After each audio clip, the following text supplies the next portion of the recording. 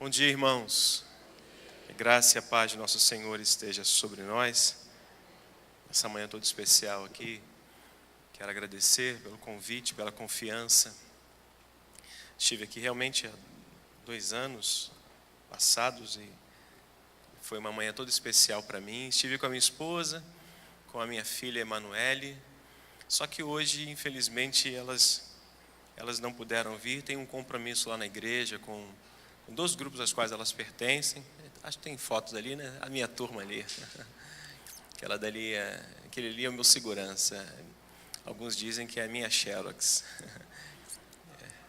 Que bom. É o Rubem, ele tem 6 anos, vai fazer 7 anos agora. No dia do índio, ele fala que o dia dele é marcante. Meu aniversário é no dia do índio, não dá para ninguém esquecer. Aquela dali, a Denise, minha companheira já há 30 anos. Nos conhecemos com 15 anos de idade, temos 45. Não parece ter 50, mas tudo bem. Mas eu pareço ter 50, ela não. E aquela dali é a minha futura médica, aquela dali é Emanuele, doutora Emanuele, está começando o primeiro período de medicina. E um sonho realizado dela desde os 7 anos de idade. Então essa é a família que Deus me deu para cuidar e para compartilhar com muita alegria. Então, que Deus possa me ajudar a cuidar deles e que eles tenham muita paciência comigo. Eu peço sempre isso, que vocês tenham muita paciência comigo, porque não é fácil. Meus irmãos, alegria muito grande poder estar aqui e dividir uma porção das Escrituras com os irmãos. Quero convidá-los, por favor, a abrir a sua Bíblia, no Salmo 112. Hoje eu trouxe um auxiliar, o óculos.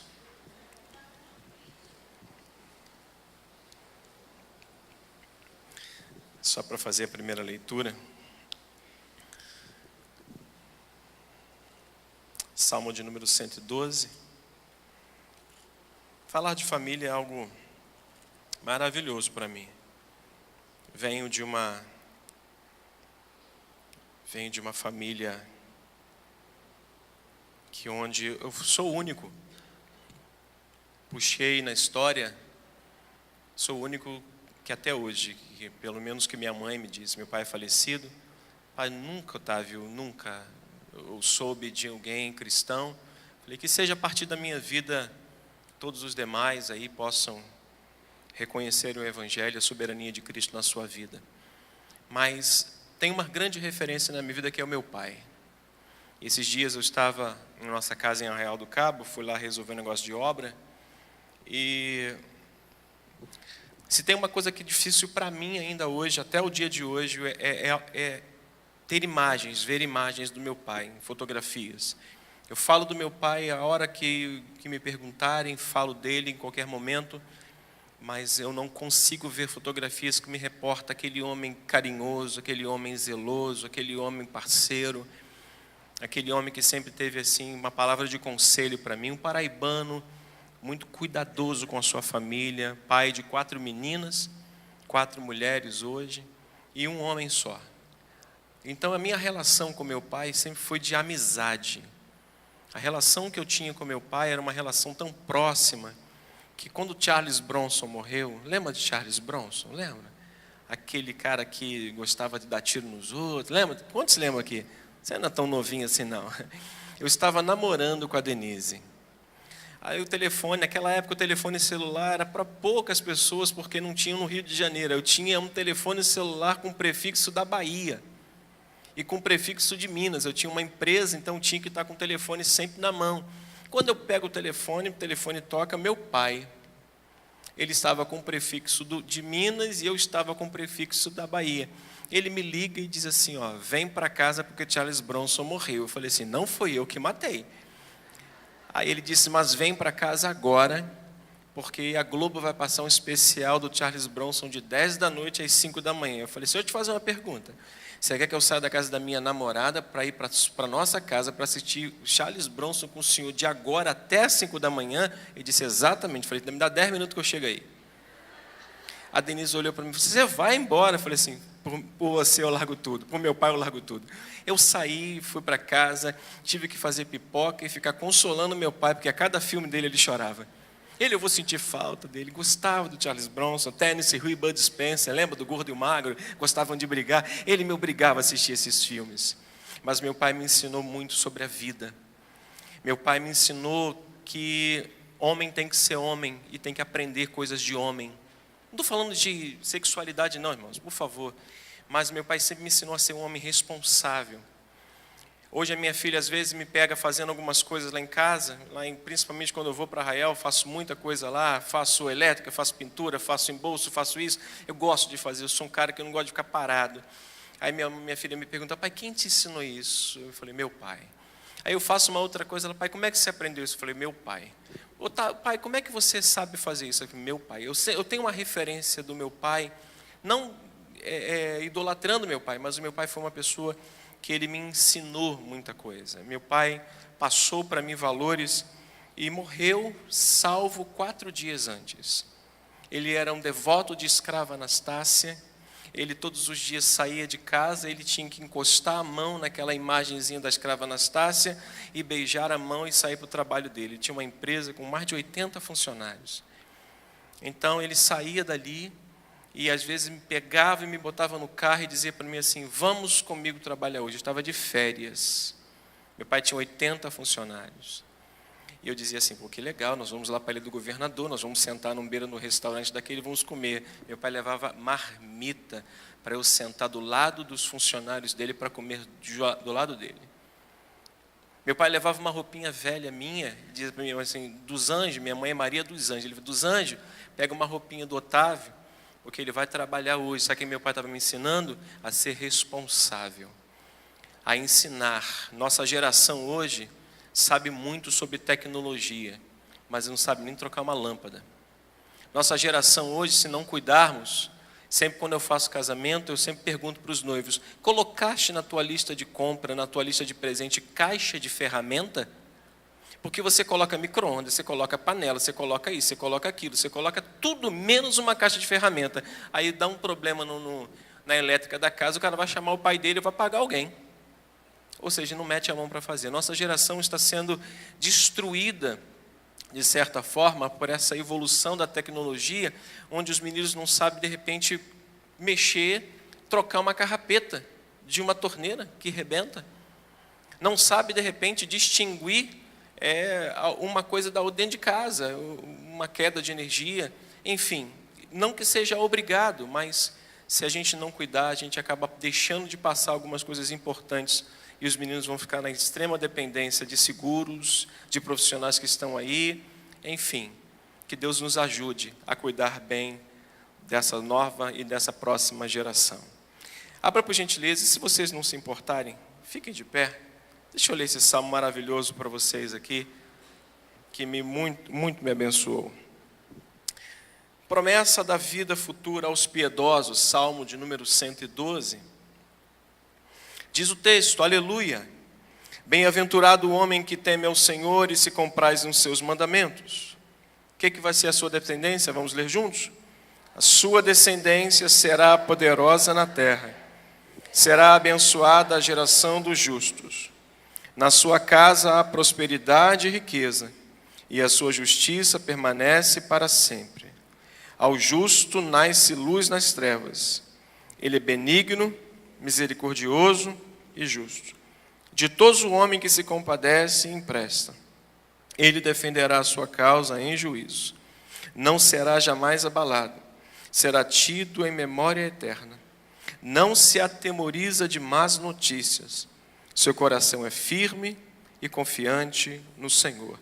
O seu coração bem firmado não teme, até ver cumprido nos seus adversários o seu desejo. Distribui e dá aos pobres, e a sua justiça permanece para sempre, e o seu poder se exaltará em glória. O perverso vê isso e se enraivece, range os dentes e se consome. O desejo deles, ou dos perversos, perecerá. Vamos orar? Nosso pastor já orou, mas permita-me fazer esta minha oração. Pai, eu quero submeter a minha vida ao Senhor. O Senhor sabe das minhas limitações, o Senhor conhece toda a minha vida. mas o Senhor também sabe o desejo que eu tenho no coração de poder abençoar esse povo, que tem sido muito abençoado com palavras ministradas por esse altar. Mas que as palavras dos meus lábios e o meditar do meu coração sejam agradáveis na Tua presença nessa manhã, de modo que o Teu povo saia daqui abençoado. Gostaria, Senhor, que o Senhor me usasse para cooperar com essa igreja, para cooperar com esse pastor, para cooperar com esses irmãos que pregam aqui, que ensinam, para que de alguma forma essa palavra chegue ao coração de alguém aqui nessa manhã e produza aquilo que deve produzir, em nome de Jesus. Amém. Ocupe seu lugar, por favor.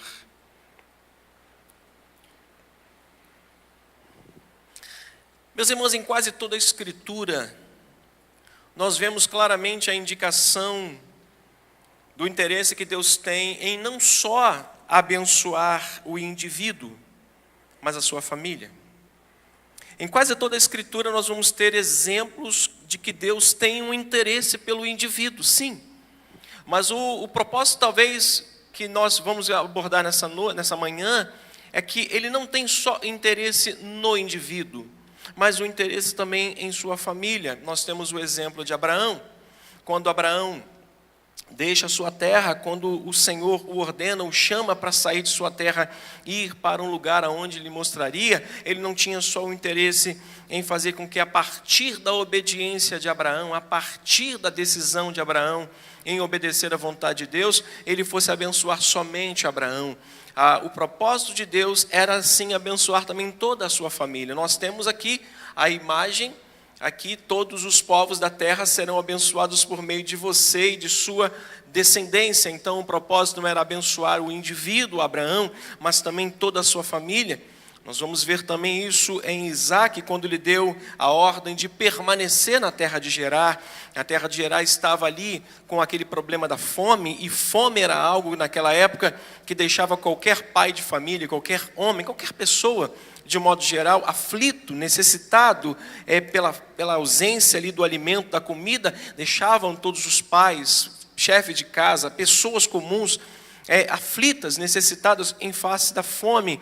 E por causa daquela obediência, em permanecer em Gerar, Deus tinha o objetivo não só de suprir a necessidade de Isaac, mas também de toda a sua família.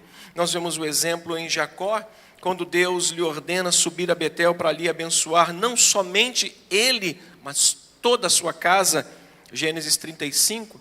Então nós vemos em quase toda a Escritura o objetivo de Deus não é só abençoar o indivíduo, a pessoa, mas também abranger isso para toda a sua casa. Nós vemos isso no carcereiro de Filipos, aquele homem que o apóstolo Paulo, que Saulo na verdade olha para ele, quando ele pergunta, então o que farei?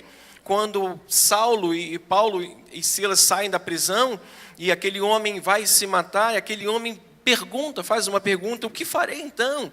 Ele creia no Senhor e será salvo tu e tua casa. Então o objetivo de Deus não é só abençoar o indivíduo, mas também toda a sua família. Portanto, o que nós vemos claramente é que Deus deseja usar o nosso lar, o meu lar, o seu lar, nossa casa, aquele ambiente em que nós chamamos de lar, como um grande cenário, um grande bastidor de transformações que vão mudar não só a nossa vida, mas a vida de quem está do nosso lado e de quem possa nos enxergar, possa estar próximos de nós. O que Deus deseja não só abençoar a vida do indivíduo, você que está aqui, mas de toda a sua casa. O pastor acabou de falar isso aqui agora. Nosso lar, às vezes, o lar de algumas pessoas, tem se tornado um grande campo de batalha. E quando ele chega na igreja, ele chega exatamente assim. Ele chega num ambiente igreja, nesse ambiente religioso, com esse sentimento. Olha, eu preferi estar aqui do que voltar para casa. Há uma historinha muito engraçada, que não é engraçada somente, mas é trágica. Eu tinha um comércio e passava todo dia um moço vendendo limões com um uniforme da Granfino. Granfino é uma empresa que tem na Via Dutra, é de fubá, farinha, essas coisas todas. Então, é um homem muito trabalhador. Ele começa cedo e termina muito tarde. Mas todos os dias eu via aquele homem com um cabo de vassoura, com uma porção de limões na frente, uma porção de limões atrás, limões bonitos, e eu passava e comprava com ele. Mas teve um dia que minha curiosidade aguçou e eu perguntei, o que faz o amigo? Primeiramente, você me inspira porque você é um grande trabalhador, você é um cara esforçado. Mas o que faz o irmão todos os dias sair do seu trabalho e às vezes não dá tempo nem de ir em casa, dar um beijo nas crianças, dar um beijo na esposa e colocar esses sacos de limões nas costas para sair vendendo, e às vezes eu vejo que você vende poucos limões. O que te faz fazer isso? O desejo de não ficar perto da minha família, principalmente da minha mulher. Porque quando eu chego em casa, eu gostaria de estar no trabalho. E quando eu estou no trabalho, eu gostaria de não voltar para casa. Então, eu vendo limões exatamente para não ficar em casa. E eu vou para casa só para dormir e me preparar para voltar no outro dia para o trabalho. Exatamente assim algumas pessoas se encontram. Então, o desejo de Deus, irmãos, é que o nosso lar seja um cenário das maiores transformações dentro da igreja, fora da igreja, na sociedade, na família. Eu creio que esse seja o objetivo de Deus, de fazer a partir desse ambiente religioso, esse ambiente sagrado, instruções de palavras, onde nós vamos sair daqui com alguma coisa no coração, que a gente vai fazer aquilo que nosso pastor disse, transformar a nossa vida para transformar a vida de pessoas. A mudança que nós desejamos, e Jesus deixou isso muito claro. Tudo o que você quer que os homens te façam, faça você primeiro. Esse deve ser a via de regra da nossa vida. Tudo que você desejar que alguém te faça dentro da casa, comece por você. Não espere que talvez o marido faça alguma coisa, começa por você. Eu moro num prédio que o cara mais pobre que tem nesse prédio sou eu. Mas as pessoas são extremamente arrogantes. As pessoas, elas não são conhecidas pelo nome, por Otávio, por Álvaro, por Sérgio. Eu estou, às vezes, passeando com meu filho na piscina, levando ele para fazer natação, e alguém me chama e fala assim: você conhece aquele moço ali? Eu falei assim: não sei quem é. Ele disse: é o dono do posto Shell. Eu disse: qual é o nome dele? Ele disse: eu não sei, mas eu sei que ele é dono do posto Shell. Ok, legal. Então a pessoa é dona do posto Shell. Então eu vou procurar, ele fala assim: o senhor é dono do posto Shell? Então ele não tem um nome, ele tem alguma coisa que indica que ele é alguém. E aí daqui a pouco, você sabe quem é aquela mulher ali? Eu falei assim: não, ela é dona daquelas boutiques que tem ali na rua principal. Eu falei: qual o nome dela? Não sei, só sei que ela é dona das boutiques. E assim vai. Então eu estou num ambiente onde as pessoas são extremamente arrogantes, prepotentes, não te olham nos olhos, olham sempre para cima, e quando não, estão nos seus smartphones dentro do elevador. E o elevador é um meio de transporte em que nós precisamos falar com as pessoas: bom dia, boa tarde, boa noite. Só que eu não preciso e não posso querer isso de pessoas que não têm os mesmos princípios que eu. Eu tenho que fazer aquilo que Jesus me ensinou a fazer. Tudo que eu quero que eles façam, eu faço primeiro. E saio de casa olhando para as crianças assim: bom dia, boa tarde, boa noite, se usa, tá bom? Então nós entramos no elevador e todos a uma olhamos para a primeira pessoa: bom dia, ou boa tarde, ou boa noite. Irmãos, é a mesma coisa se estivesse falando com um espelho. Ninguém repete, mas aquilo que eu quero que as pessoas façam comigo, eu começo a fazer. E insisto fazendo. E vou fazendo até que essa pessoa um dia possa ser constrangida de tal forma, para que aquela pessoa possa olhar e falar assim: verdadeiramente, essa pessoa está fazendo alguma coisa que está me deixando um grande exemplo. Então que nosso lar seja um grande bastidor, um grande cenário das maiores transformações dentro da nossa casa, no meio da sociedade e principalmente na igreja, irmãos. E principalmente na igreja. Quero só lembrar algo para os irmãos: o lar é uma chave, não só para essas relações que a gente precisa ter, mas é a chave para uma educação cristã moral entre pais e filhos. Uma relação em que nós precisamos manter com os nossos filhos, de modo que a gente possa ensinar princípios morais e éticos para essas crianças, ou em uma educação normal, algo que é tão peculiar, e tão fácil se fazer dentro de casa.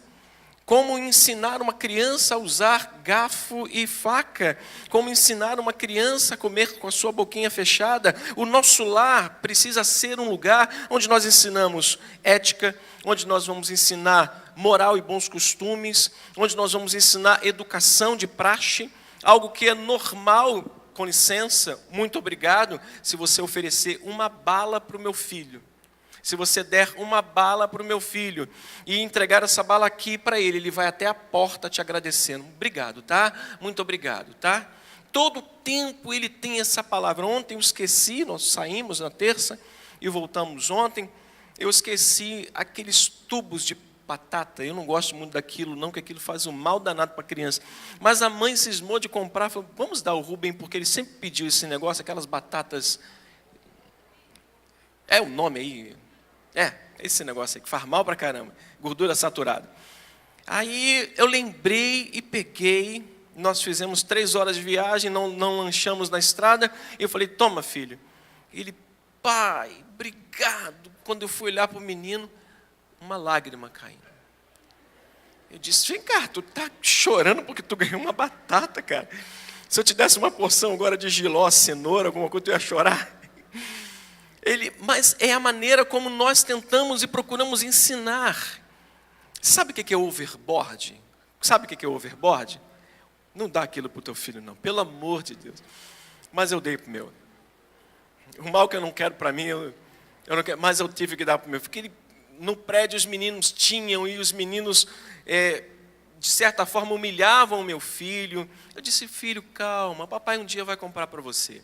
Mas, não fica pedindo eles emprestado. Não, se eles não querem emprestar, não deixa, fica tranquilo. Eu subia com o meu filho. Teve um dia que eu entrei na internet, comprei e falei assim, deixa eu te falar uma coisa. Você está proibido de dizer para eles, agora eu também tenho um, ok? Se eu ver, eu tomo e vou doar para alguém. Nunca diga isso para eles, tá bom? Agora eu também tenho. Não, você não está em competição com ele, tá bom? E se alguém precisar e quiser andar, empreste. Para que eu fui dizer isso? Os meninos do prédio todinho já arranharam o overboard do meu filho. Já está todo quebrado, de tanto ele emprestar. Aquele menino, ele passou a noite inteira indo no meu quarto e falando comigo e com Denise, vocês são os melhores pais do mundo. Nós precisamos ensinar os nossos filhos a serem pessoas gratas. Nós precisamos ensinar os nossos filhos, mas nós precisamos sermos pessoas gratas. Nós somos uma vitrine para essas crianças, nós somos uma vitrine para essa geração. Então, o lar é a chave para a educação cristã moral de pais e filhos. Não é só uma educação cristã moral para o filho, mas essa moral passa pelos pais. Lares desintegrados são exatamente a imagem de maridos, de esposo e esposa desintegrados, sem regra, sem uma norma, sem uma educação. É no lar, irmãos, que começa toda a mudança e a reforma que a igreja e a sociedade precisam. Alguns anos atrás, ou meses atrás, nós tivemos uma imagem triste no Rio de Janeiro, onde nós vimos um pai e 3 filhos sendo acusados pelo Ministério Público, com provas de que eles estavam sendo acusados de formação de quadrilha. Nós tivemos uma imagem no Rio de Janeiro de uma família onde o patriarca tinha como conluio dele os seus filhos acusados de formação de quadrilha e enriquecimento ilícito.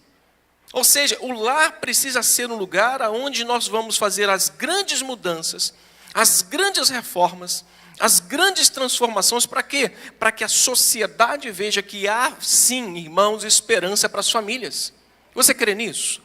Eu vejo esperança para as nossas famílias. A gente não vai entrar na ideia de que todo mundo vai ser perfeito, porque não vai ser. O mundo não vai melhorar, o mundo só vai piorando daqui para frente por causa da volta de Cristo. O amor de muitos está se esfriando.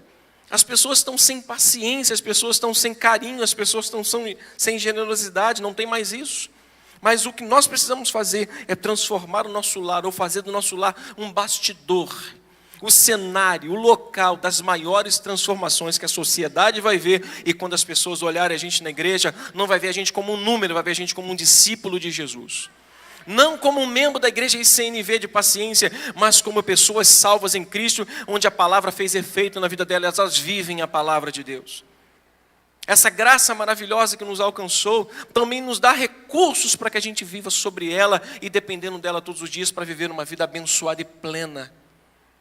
Mas qual é o objetivo então hoje, com essa minha pequena reflexão com os irmãos? O que eu quero propor hoje aos irmãos é o que os nossos lares precisam ser. O que o meu lar precisa ser? O que o seu lar precisa ser? E os antigos, os pensadores do passado, tinham uma ideia sobre família, sobre lares, muito interessante.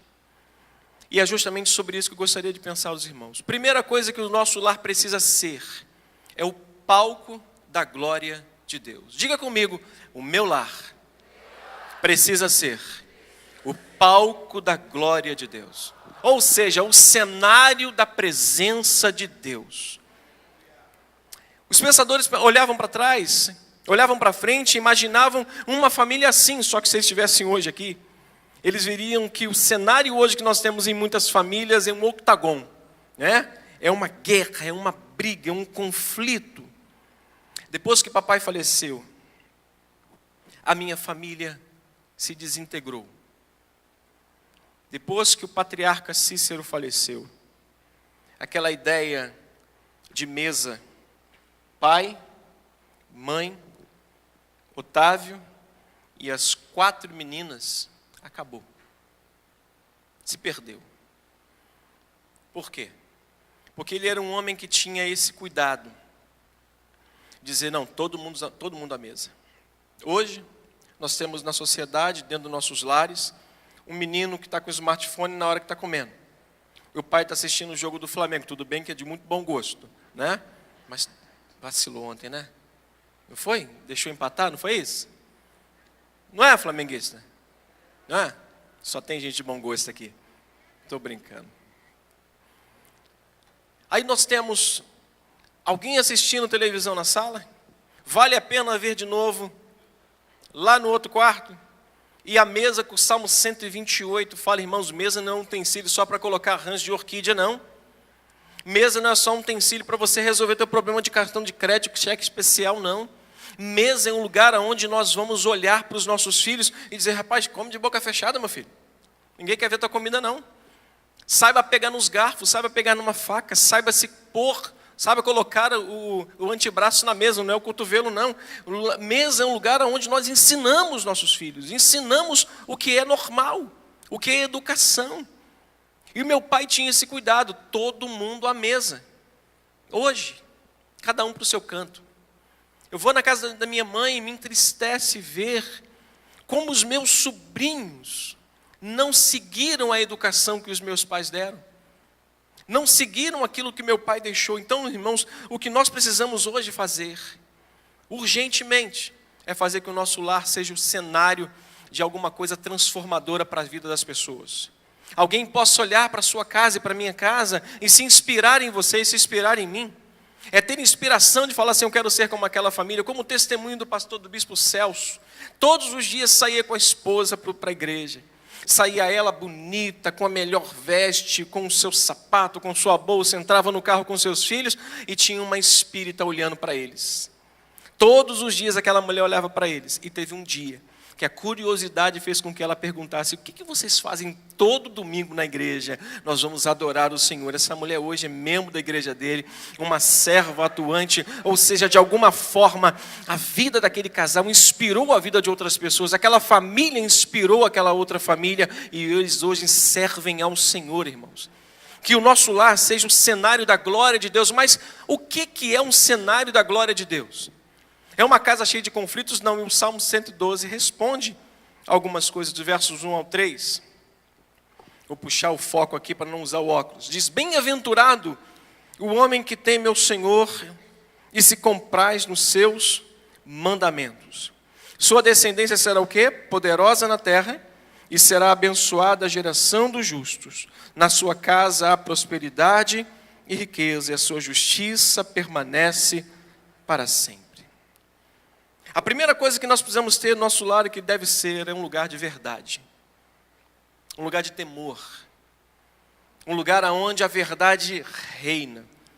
Filipenses 4:8, Paulo vai dizer no que pensar.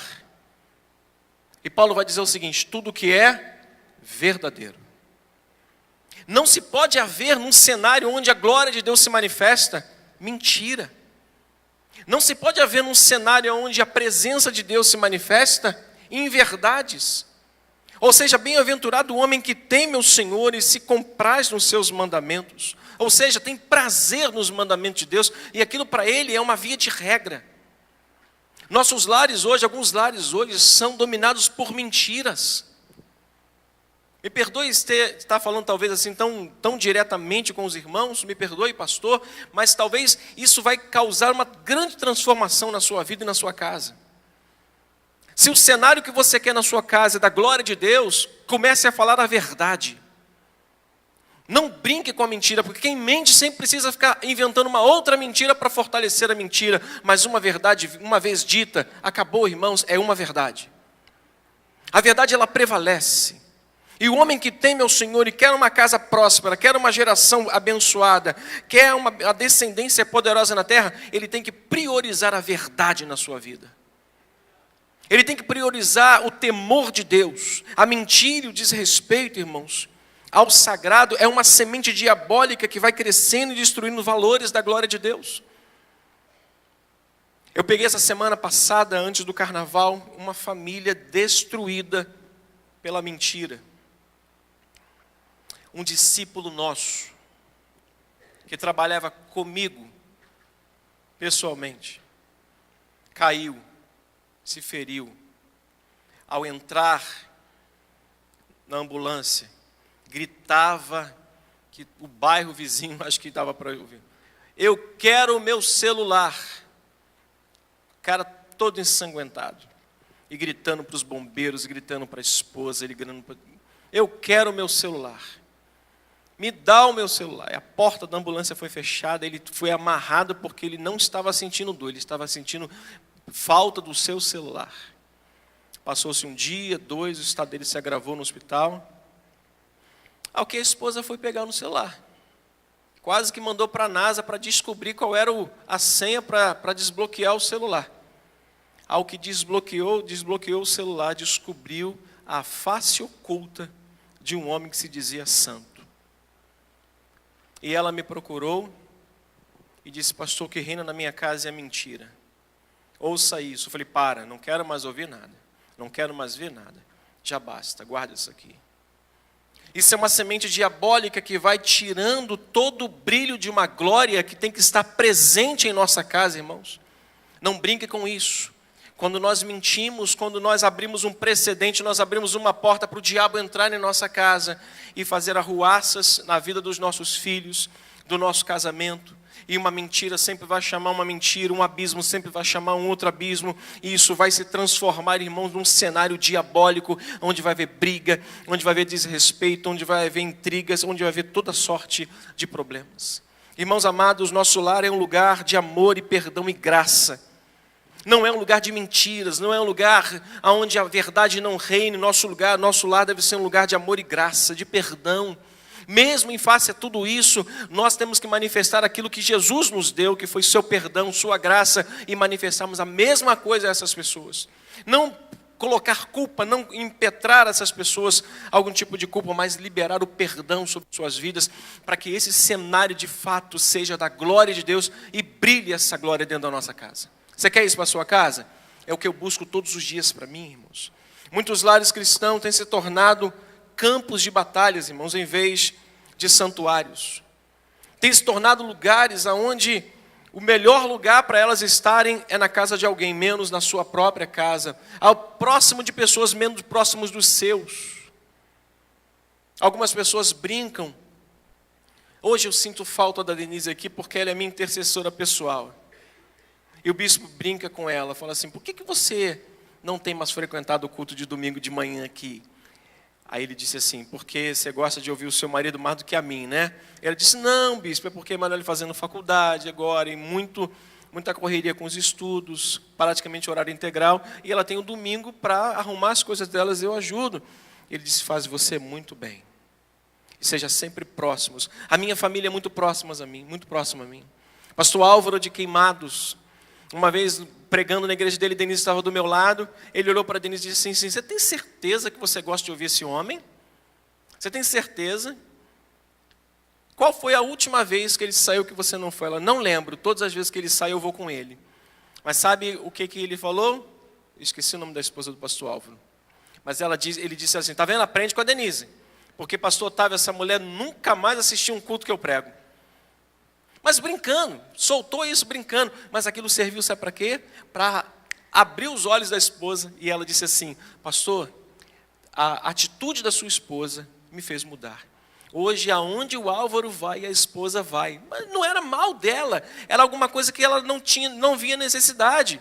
Ela não via necessidade em fazer aquilo. Hoje ela faz com alegria e aquilo tem mudado. Ou seja, uma atitude nossa, algo que nós vamos fazer pode gerar no coração de uma outra pessoa uma transformação poderosa, irmãos. Pode fazer alguma coisa mudar.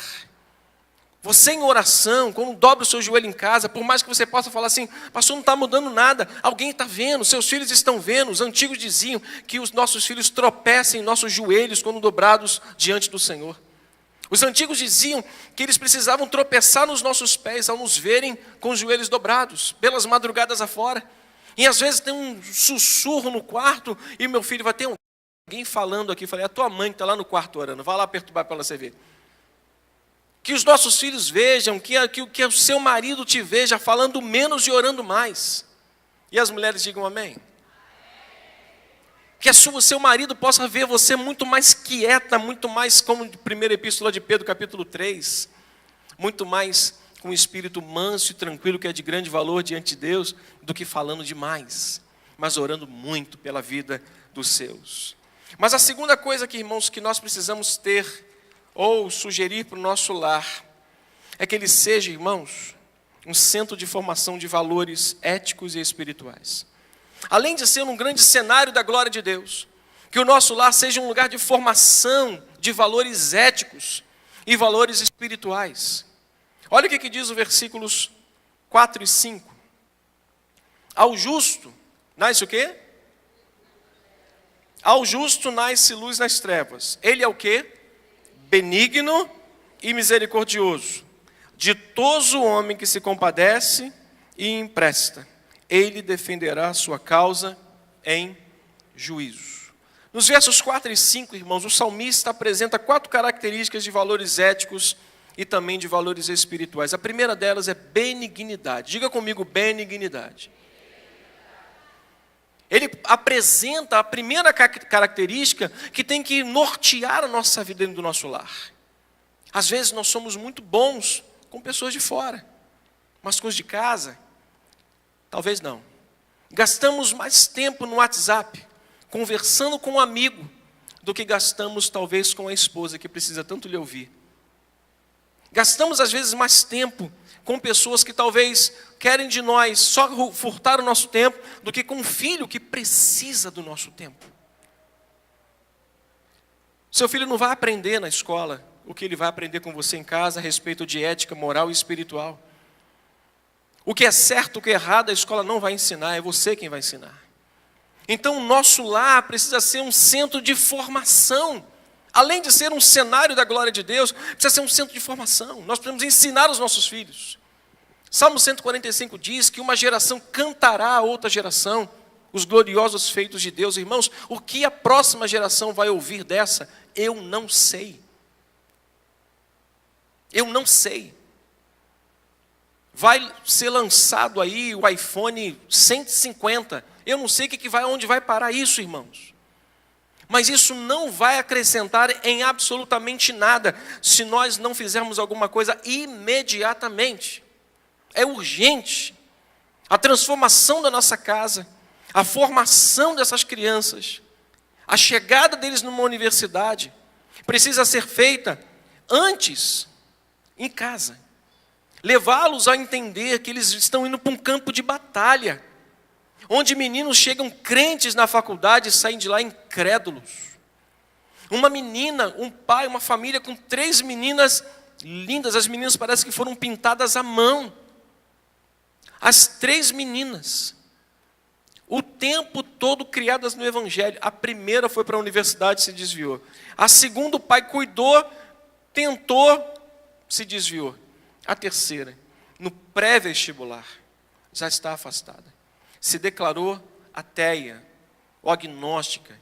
Se declarou, vai à igreja às vezes obrigada porque é mais novinha, e quando nós vamos fazer um congresso, vamos cobrar uma taxa de R$25 para custear a vinda dos pastores de São Paulo, ela vai dizer que a igreja está roubando dos fiéis. Uma menina que agora está completamente perversa à igreja. Então o que nós precisamos fazer urgentemente é que essa próxima geração possa receber alguma coisa de nós hoje. Senão nós vamos perder essa próxima geração. Que o nosso lar seja um lugar de formação moral e ética, irmãos. E espiritual, sobretudo, generosidade, benevolência. Sermos bons. Irmãos, tem uma característica de Deus, essa é a bondade. E Deus nos chama a sermos bons. Você tem sido uma pessoa boa para com os seus? Te faço essa pergunta. Você tem sido mais generoso com pessoas de fora do que com os de dentro? Ou vice-versa? Será que você gasta o seu tempo mais sentado com a sua esposa? Algumas pessoas dizem que quem fala de si é um chato. Eu não posso falar da vida dos outros, senão você é um fofoqueiro. Eu prefiro ser um chato do que ser um fofoqueiro. Porque dizem, não, quem fala dos outros, quem fala de si mesmo é chato. Eu prefiro ser chato. Eu não posso falar dos outros, senão você é um fofoqueiro. Porque eu não sei da vida de ninguém. Eu não conheço a vida dos outros, eu conheço a minha vida. Mas quando que eu não acordo segunda-feira de manhã, é o meu dia com a minha mulher. Eu sento com ela e vamos tomar café, 6 horas da manhã. Eu acordo a Emanuele, levo ela para a faculdade, 7. Deixo ela na porta da faculdade, sento para tomar um café com a minha esposa e fico até 11h30 da manhã conversando com ela.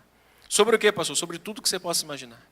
Mas eu gasto tempo com ela em oração, eu gasto tempo com ela olhando para ela, chamando ela de linda, dizendo que, renovando o meu amor com ela e renovando nossos sonhos, nossos planos. Tenho amigos? Tenho. Gasto tempo com eles? Gasto. Mas o meu maior tempo é com aqueles que são caros para mim. Gaste tempo com a sua família, meu irmão. Gaste tempo com seus filhos. Seu lar seja um lugar onde teus filhos vão olhar para você e não ter o Neymar como inspiração. Está amarrado esse negócio. Ter o Ronaldinho Gaúcho como inspiração. O Wesley Safadão como inspiração. A inspiração dos meus filhos primeiro é Jesus, depois o seu pai. O herói que eu quero ter, que o meu filho, não é um Otávio idolatrando, mas um homem que possa ensinar para eles alguma coisa boa. A segunda característica que nós vamos ver no texto é misericórdia. Diz o texto, versículo 4 ainda: ao justo nasce luz nas trevas, pois ele é benigno e misericordioso. A segunda característica que nos mostra o texto, que nós precisamos transferir isso para dentro da nossa casa, é misericórdia. Sabe o que significa misericórdia? Misericórdia é exatamente quando você merecia receber algo e não recebeu. Você receberia o pecado, ou seja, a paga do seu pecado, mas você não recebeu. Isso deve ser misericórdia exercida dentro da nossa casa. Por mais que aquele menino faça alguma coisa muito que te dê a ponto de você querer bater, ou agredir, ou tirar alguma coisa dele, e você usar de misericórdia com ele, e dizer, olha, você merece, mas por misericórdia eu não vou fazer. Nossos pastores são psicólogos também, além de tudo isso, além do ministério pastoral, mas eu ouvi dizer, numa entrevista, uma psicóloga afirmando que nós pais incentivamos os nossos filhos a mentir. Ela explicou a razão. O menino derrubou o violão. E o menino foi perguntado, quem derrubou o violão? Aí o menino, foi eu. Aí o pai vem e bate no menino. Aí daqui a pouco esse menino botou na cabeça o seguinte, fui eu, falei a verdade. Meu pai me bateu. Aí o jarro encostou na perninha do menino, o jarro caiu e quebrou. O pai olha para a sala e vê o jarro quebrado, 3 pessoas ali. Ele pergunta, quem quebrou? Ele diz, foi um anjo, pai. Quando ele passou de asa aqui, voando aqui, a asa encostou e quebrou. Ele entende o seguinte, falando a verdade, eu apanhei, eu vou mentir. Então, às vezes, em dado momento, nós precisamos usar diga comigo, misericórdia. É uma frasezinha que a gente usa toda hora, uma palavrazinha toda que a gente usa toda hora. Misericórdia. Mas seja misericordioso para com os seus. Meu amado irmão, seja misericordioso com a sua esposa. Você conhece uma moça que mora na sua casa, próxima ao tanque? Fica perto de uma outra moça, chamada pano de chão e vassoura. Sabe o que é? Usa de misericórdia de vez em quando com a sua esposa. Pega a vassoura e vai varrer a sua casa. Primeira epístola de Pedro, capítulo 3, versículo 7. Pedro vai dizer assim: maridos, vivei a vida comum no lar com a vossa esposa. Você sabe o que significa viver a vida comum no lar com a esposa? É que o mesmo que ela faz, você pode fazer. Amém, irmãs? Depois vocês podem me dar um bom presente pela ajuda, tá bom? Tem um irmão lá na igreja que quando eu falo sobre isso, ele fala: pastor, pelo amor de Deus, não fala essas coisas não, que minha esposa fica me perturbando. Ah lá, olha o exemplo do pastor Otávio. Eu só não limpo a varanda para não expor a imagem. Mas eu vou te falar, ninguém lava uma cozinha como eu, ninguém lava um piso como eu, ninguém arruma... Irmãos, eu estou falando sério, para a glória do nome do Senhor. Eu gosto de ajudar minha mulher. Aí meus filhos ficam bem assim: eca, porque a cada vassourada é um abraço, a cada vassourada é um beijo. Ela passa, aqui tem que pagar pedágio para passar no corredor aqui. Qual é o pedágio? Dá uma bitoca aqui. Aí meus filhos ficam assim: eca, que nojo. Mas isso vai acrescentando valores para a gente, isso vai aproximando a gente. Marido, viva uma vida comum no lar com a sua esposa. Seja misericordioso com ela. Sabe por que o apóstolo Pedro vai dizer exatamente isso? Para que as vossas orações subam. Trate-a com dignidade. Tenha consideração para com ela. Tenha consideração. Ou seja, a segunda característica que nós precisamos ter dentro de nossa casa, além da benignidade, da generosidade, da benevolência, é a misericórdia. Lares sem misericórdia são lares em conflito, são lares cheios de intrigas. Seja misericordioso, seja paciente com a sua esposa, assim como ela tem sido paciente com você, e vice-versa. Terceira característica que o texto nos mostra, e eu extraio do texto: a justiça. Seja justo. Seja justo. Eu estava preparando minha mensagem, antigamente eu preparava tudo em Word, só que eu ficava demorando muito tempo. Fui sair do gabinete do meu escritório para tomar um café. Eu não tinha percebido que a luz tinha acabado, não salvei o arquivo. Quando eu volto para o meu escritório, quem está sentado na minha cadeira? Minha filha. Com o visor do computador apagado. Eu olho para ela e digo assim: o que você fez comigo? Eu não salvei o arquivo. Ela: pai, não foi. Pai, não foi. E eu já estava nervoso, porque faltavam poucos minutos para a gente sair de casa. Eu estava revisando a mensagem e preparando para imprimir. Aí eu disse: filha, dá licença. Mas eu fui um truculento. Sabe o que é o ogro? Eu fui um ogro com a minha filha. Ao que minha esposa está saindo do quarto e vindo em direção ao escritório, ela disse: acabou a luz, né? Eu disse: hã? Tá. Acabou a luz, né? Deu um pico de energia, voltou. Eu: não, ela deu. Olha lá, a televisão desligou, o ar-condicionado está piscando. Ele disse: não pode ter sido. Tudo menos isso. Ela: não, acabou.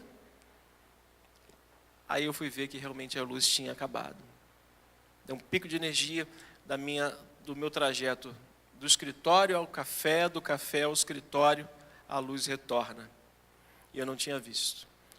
Com quem agora eu tinha que exercer justiça? Com a minha filha. Ela estava deitada lá na cama, triste. Sentei do lado e falei: o que eu vou fazer agora não é para você bater no peito e falar assim: agora ele vai se humilhar. Não, é um exemplo para você. Me perdoa. Porque eu fui errado com você. A luz tinha acabado, não tinha visto, te culpei, trouxe um peso para você. Você é capaz de me perdoar? Pais também erram, diga comigo isso: pais também erram. Eu fui lá e: se tem como me perdoar? Ela: claro, pai. Mas sempre que você errar, não tenha vergonha de reconhecer o seu erro e pedir perdão. É esse exemplo que eu quero deixar. Não quero que você bata no peito dizendo: ah lá, eu estava certa. Não. Eu quero que você entenda que esse deve ser o nosso papel. justiça. E às vezes, irmãos, isso não é uma regra dentro da nossa casa. Que seja um lugar de formação de valores éticos, espirituais e também morais. Mas a quarta característica que esse texto vai nos mostrar, já me encaminho para o final, é compaixão. Versículos 4 e 5 ainda, vai dizer no final: ditoso o homem que se compadece e empresta, ele defenderá a sua causa em juízo. Compaixão, irmãos, é fazer o bem, como diz a frase, sem olhar a quem. É ter compaixão. É saber que aquela pessoa que está próxima a você precisa de algo seu, que ele só espera de você, ele não espera das pessoas de fora. Meu filho não vai esperar de fora misericórdia, justiça, benignidade e compaixão, ele vai esperar dos pais. Eles estão como aquele gatinho que está na porta de casa esperando que alguém coloque uma porçãozinha de leite para ele, de água ou de ração. É como aquele peixinho que está ali, ó, com a boquinha assim, eles estão ansiosos para olhar para nós e falar: o que vai sair dali? O que eu vou aprender com os meus pais? Que o nosso lar seja o cenário da glória de Deus, mas também um centro de formação. Mas há uma outra coisa que os antigos pensavam sobre lar. O lar precisa ser uma grande embaixada. Quantos aqui já viajaram para o exterior alguma vez? Já viajaram para o exterior? Já? Quando você está precisando de um auxílio numa terra longínqua, numa terra distante, lá nós vamos encontrar nos Estados Unidos uma embaixada brasileira, não vamos? Nós vamos encontrar em Israel agora, não sei, em Jerusalém, uma embaixada brasileira. Nós vamos encontrar, talvez na Argentina, em qualquer país, uma embaixada. O que é uma embaixada para um estrangeiro? Para um brasileiro nos Estados Unidos? É quando ele olha para aquela embaixada e ele fala assim: ali tem um lugar seguro. Perdi meus documentos, fui assaltado, perdi meu passaporte, não tenho dinheiro, ele vai procurar um abrigo, uma embaixada. A ideia dos antigos é fazer não só da nossa casa um cenário da glória de Deus, não só um centro de formação, mas uma grande embaixada, um lugar, irmãos, de segurança, um lugar de abrigo, um lugar onde as pessoas possam olhar e falar assim: eu sinto segurança. O meu pai saía com a minha mãe, galo, galinhos, pintinhos. Aqui é a calçada e aqui é a rua. Eu nunca vi o meu pai andando pelo lado de dentro da calçada. Ele sempre andava pelo lado de fora da calçada para dizer assim: eu protejo vocês. Mas sabe o que nós temos visto hoje? Famílias que não têm confiança. Maridos que não têm confiança na sua esposa e mulheres que não têm confiança nos seus maridos. Não se sentem seguras, abrigadas. Filhos que não conseguem confiar em seus pais. Falar de família é um negócio tão chato, porque a gente às vezes fica tentando idealizar uma família perfeita, só que olha para mim, família perfeita não existe nem na Bíblia. Desde Adão até a última família das Escrituras, nenhuma é perfeita. Abraão, Isaac, Jacó, Adão, nem a de Jesus era uma família perfeita. Jesus estava do lado de dentro da casa e a sua família estava do lado de fora da casa. Nós não estamos idealizando uma família perfeita, nós estamos projetando alguma coisa melhor para a nossa família. E as Escrituras nos ajudam para isso. Muitos lares não trazem e não reportam, não transmitem essa segurança. Pais descontrolados, maridos de mulheres descontroladas, financeiramente, emocionalmente, espiritualmente, não transmitem essa segurança, mas que o nosso desejo nessa noite aqui, nessa manhã aqui, fala à noite porque eu prego à noite lá, seja que o nosso lar seja uma grande embaixada. O lugar onde os nossos filhos, nossas esposas, o marido das irmãs possam se encontrarem e terem abrigo, lugar de segurança. O lugar onde as pessoas possam olhar e dizer: ali tem uma família segura, ali tem segurança. Que Deus nos ajude, irmãos. Mas eu finalizo com a última proposta: que o nosso lar seja um lugar de cura. De cura. Você lembra do filho pródigo? Você já fez a pergunta, o que levou ele a sair de casa? O que levou aquele homem a sair de casa, aquele jovem a sair de casa, foi o seu direito. A lei, Deuteronômio 21, vai dizer que o filho tinha direito de pegar em vida do pai a herança que pertencia a ele. Só que essa lei era uma lei recíproca. O mesmo direito que ele tinha de pedir, o pai tinha de não dar. Então entenda isso. A lei dizia, eu posso pedir, mas o meu pai pode querer não dar. O que levou esse menino a querer sair de casa foi o direito que ele tinha. Ninguém é obrigado a andar com Deus. Pode sair daqui agora e ir embora e viver no mundão. Porque Deus nos dá esse direito. Então o direito que ele teve foi de sair. Mas a segunda coisa que fez aquele menino sair da casa do pai dele foi a bondade do pai. Se o pai tinha direito de não dar e deu, era porque o pai era um homem bom. O que levou aquele menino a sair foi o seu direito e a bondade do pai. A segunda pergunta que eu deixo é, o que fez ele voltar? O que fez ele voltar foi a lembrança que ele teve da bondade do seu pai. Ele olha para lá e diz, os trabalhadores do meu pai comem bem. Naquela época, isso não era algo comum. Os patrões andavam com anéis nos dedos, calçados, sandálias. Eles tinham vestes. Tanto que, quando o filho volta, a primeira coisa que o pai faz é o seguinte, sandália nos pés, anel no dedo e uma veste nova. Isso diferenciava patrão e empregado. Caracterizava o que era o empregado e caracterizava quem era o dono da casa. Então, quando ele volta primeiro pensando na bondade do pai dele. Ou seja, aquele menino sabia que na sua casa ele haveria de encontrar misericórdia, generosidade, justiça e, sobretudo, cura, perdão. Aquele menino, quando volta, ele volta pensando na casa do meu pai, há muita coisa boa que eu deixei lá. Aquele menino sabia que quando ele encontrasse o caminho de volta, ele iria encontrar também em casa um homem bom, abraçando ou esperando ele de braços abertos. Que o nosso lar, irmão, seja um lugar de cura, de perdão. Se não amanhã, faça agora, hoje, ao chegar na sua casa. Peça perdão, exerça misericórdia, exerça justiça. Transforme a sua casa num cenário da glória de Deus, fale a verdade. Sente com a sua esposa, sente com os seus filhos. Diga tudo para eles o que você precisa dizer.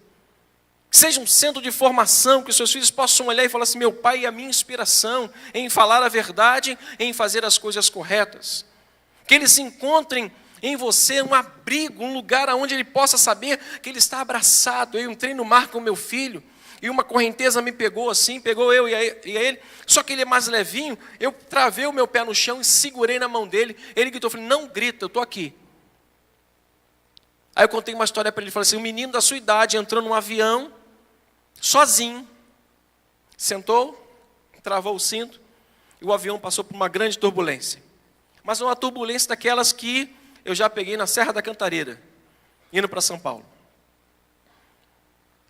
Aí todo mundo desesperado no avião, e alguém perguntou para o menino, por que você não fica desesperado? E ele lá, vendo o gibi dele. Aí mais uma vez perguntaram para ele, por que você não fica desesperado? Porque quem está no comando do avião é o meu pai. E ele já tinha me falado que nessa região tinha muita turbulência. Mas para que ficar tranquilo, que logo, logo ela passaria. Ó, já vai passar, tá vendo? Daqui a pouquinho ela passa e a turbulência passou. Ele dizia, meu pai me disse que o nosso lar seja um lugar onde a gente possa transmitir segurança para os nossos filhos. Qualquer coisa que você vier fazer, até financeiramente, sua mulher possa saber assim, eu confio em você. Sentei na mesa, falei assim, ó, vamos fazer uma obra assim, assim, assim, o que você acha? Ela... Aí eu dei logo um urra nela, falei, vem cá, fala alguma coisa, mulher. Ela disse, não. Falei, por quê? Ela, você fez 90% da obra, deu certo? O 10% que está faltando vai dar certo também. Então pode ficar tranquilo, pode fazer que eu confio em você. Então vamos executar a obra. Que nosso lar nós, como pais, possamos transmitir segurança como uma grande embaixada na terra longínqua, para as pessoas olharem e saber assim, eu tenho um lugar seguro onde eu posso me abrigar. E quando eles estiverem longe, eles vão lembrar dessa embaixada, e seu filho que está longe, minha irmã, vai voltar para a casa do pai. Seu marido que ainda não é 100% crente, começa a se santificar mais, que ele vai ser crente. Que Deus nos abençoe, que Deus nos ajude, e que o nosso lar seja o grande cenário da glória de Deus, grande cenário da presença de Deus, onde os nossos vizinhos vão falar, meu Deus, que paz é essa? Aí você pode cantar para ele, essa paz que eu sinto em minha alma, não é porque tudo me vai bem, essa paz que eu sinto em minha alma, vamos ficar de pé, é porque eu sei que Ele é fiel. Põe a mão no seu coração, por favor. Que o nosso lar, irmãos, continue sendo o palco da glória de Deus.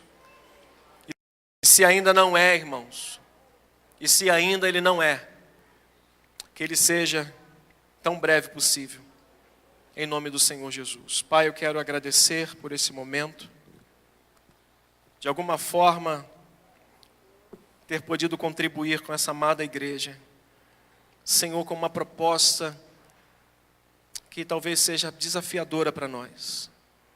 Desafiadora porque nós vamos ter que mudar paradigmas, Senhor.